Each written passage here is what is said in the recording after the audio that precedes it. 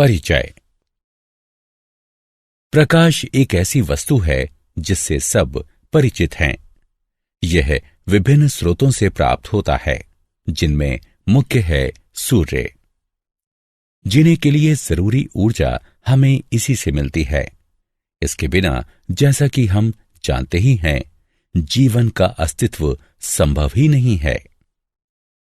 ऊर्जा का वो रूप जो वस्तुओं को देखने में हमारी सहायता करता है, प्रकाश कहलाता है। उद्देश्य। इस पाठ के अंत में आप निम्न करने में सक्षम हो जाएंगे: प्रकाश को परिभाषित करना, प्रकाश की प्रकृति को समझना, साधारण दर्पण द्वारा प्रकाश के परावर्तन को समझना, परावर्तन के नियम, वास्तविक और आभासी प्रतिबिंब में अंतर करना।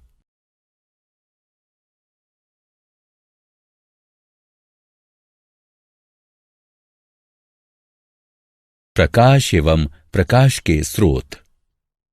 ऊर्जा का वह रूप जो वस्तुओं को देखने में हमारी सहायता करता है, प्रकाश कहलाता है। प्रकाश सरल रेखा में चलता है। ये हम में दृश्य बोध उत्पन्न करता है। प्रकाश के दो स्रोत हैं: चमकीली वस्तुएं और गैर चमकीली वस्तुएं।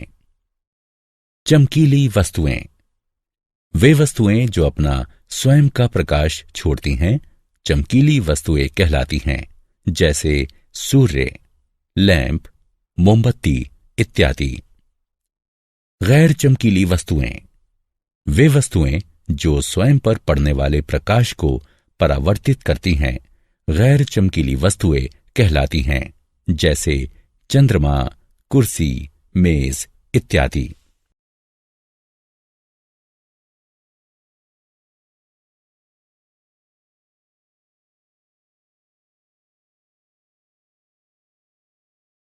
प्रकाश की प्रकृति।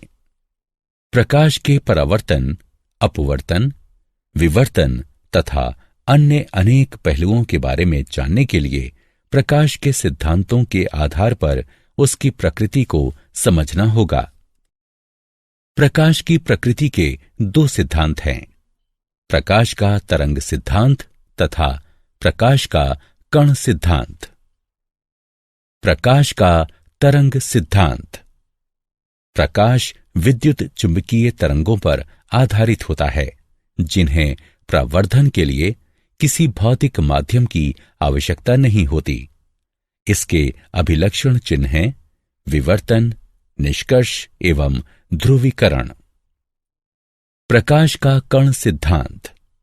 प्रकाश ऐसे कणों से निर्मित होता है जो अत्यंत तीव्र गति से एक सरल रेखा में चलते हैं।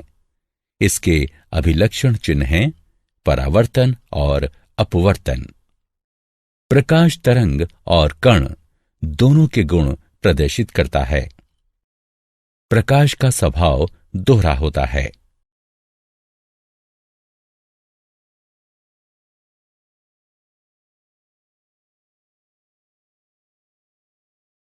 प्रकाश का परावर्तन। किसी वस्तु की सतह पर पड़ने वाली प्रकाश किरणों का वापस भेजा जाना प्रकाश का परावर्तन कहलाता है। चमकदार सतह वाली वस्तुएं खुरदुरी और धुंधली सतह वाली वस्तुओं की अपेक्षा अधिक प्रकाश परावर्तित करती हैं। चांदी प्रकाश की सर्वोत्तम परावर्तक है। सपाट सतह से परावर्तन। सपाट दर्पण कांच का एक पतला, समतल और चिकना फलक होता है, जिसके एक ओर रजत धातु की चमकीली परत चढ़ी होती है। इस रजत परत को लाल पेंट के द्वारा संरक्षित किया जाता है। आकृति को समझने के लिए आवश्यक पदों के अर्थ निम्नलिखित हैं। आपतित किरण। प्रकाश की वो किरण जो दर्पण की सतह पर पड़ती है, आपतित किरण कहलाती है। आपतन बिंदु। दर्पण पर आपतित किरण जिस बिंदु पर पड़ती है, उस बिंदु को आपतन बिंदु कहते हैं। परावर्तित किरण। दर्पण द्वारा प्रकाश की जिस किरण को वापस भेजा जाता है वह परावर्तित किरण कहलाती है। सामान्य दर्पण की सतह के आपतन बिंदु पर स्थित समकोण की रेखा को सामान्य कहते हैं। यह एक ऐसी रेखा है जो दर्पण के आपतन बिंदु पर लंबवत स्थित होती है। पार्श्व परिवर्तन।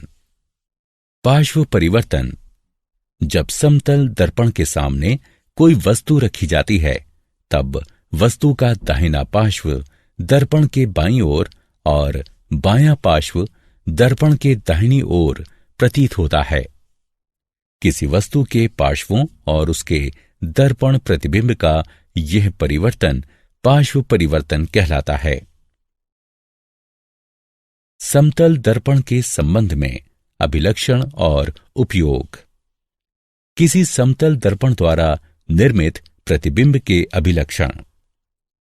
ऐसा प्रतिबिंब आभासी होता है। ऐसा प्रतिबिंब सीधा होता है। प्रतिबिंब का आकार वस्तु के आकार जितना ही होता है। समतल दर्पण द्वारा निर्मित प्रतिबिंब दर्पण में पीछे उतनी ही दूरी पर होता है। ऐसा प्रतिबिंब पार्श्व परिवर्तित होता है।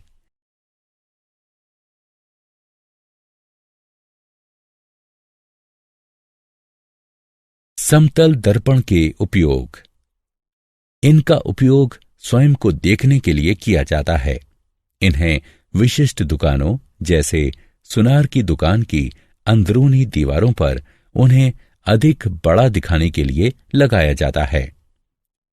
समतल दर्पणों का प्रयोग परिदर्शी बनाने में किया जाता है। इनका प्रयोग व्यस्त मार्गों के तीव्र मोड़ों पर दुर्घटनाएं रोकने के लिए किया जाता है। समतल दर्पण के उपयोग। समतल दर्पण का प्रयोग आईने के तौर पर किया जाता है। समतल दर्पण का प्रयोग सौर कुकर में किया जाता है।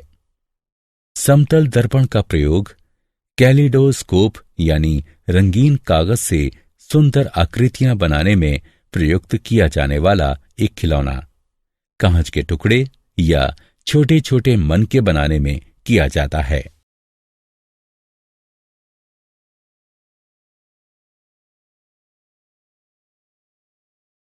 परावर्तन के नियम। परावर्तन का प्रथम नियम।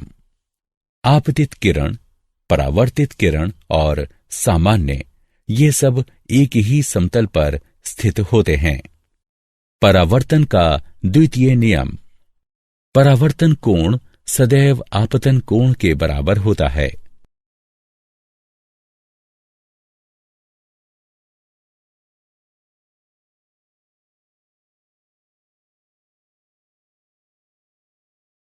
बिंब और प्रतिबिंब में अंतर। बिंब कोई भी वस्तु जो प्रकाश किरणें उत्सर्जित करती है बिंब कहलाती है। प्रतिबिंब। प्रतिबिंब एक प्रकाशिक प्रकटन है जो किसी बिंब से उत्सर्जित हो रही प्रकाश किरणों के किसी दर्पण द्वारा परावर्तित होने से उत्पन्न होता है।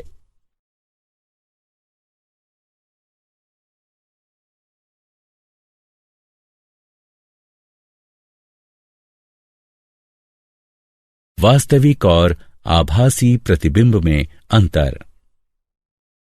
वास्तविक प्रतिबिंब वह प्रतिबिंब जिसे दर्पण पर प्राप्त किया जा सकता है वास्तविक प्रतिबिंब कहलाता है। उदाहरण, सिनेमा के पर्दे पर बनने वाला प्रतिबिंब। यह किसी अवतल दर्पण द्वारा बनता है। आभासी प्रतिबिंब वे प्रतिबिंब जिन्हें पर्दे पर प्राप्त नहीं किया जा सकता आभासी प्रतिबिंब कहलाते हैं। उदाहरण, किसी समतल दर्पण में हमारे चेहरे का प्रतिबिंब। यह किसी अवतल दर्पण द्वारा बनता है।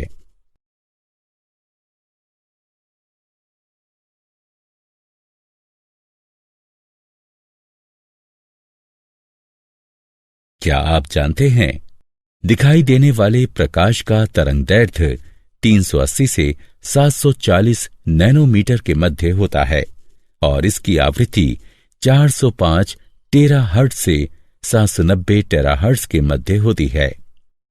प्रकाश, जो कि फोटोन नामक नन्हे पैकेटों में निकलता और अवशोषित होता है, तरंग और कण दोनों के गुण प्रदर्शित करता है। यह गुण तरंग कण द्विविधता कहलाता है। निर्वात में प्रकाश की गति ठीक 29,97,92,458 मीटर प्रति सेकंड आंकी गई है। प्रकाश उत्पन्न करने वाली प्रक्रियाएं हैं नगण्यीकरण या सिंटिलेशन, इलेक्ट्रोल्यूमिनिसेंस, ट्राइबोल्यूमिनिसेंस, चेरेनकोव विकिरण।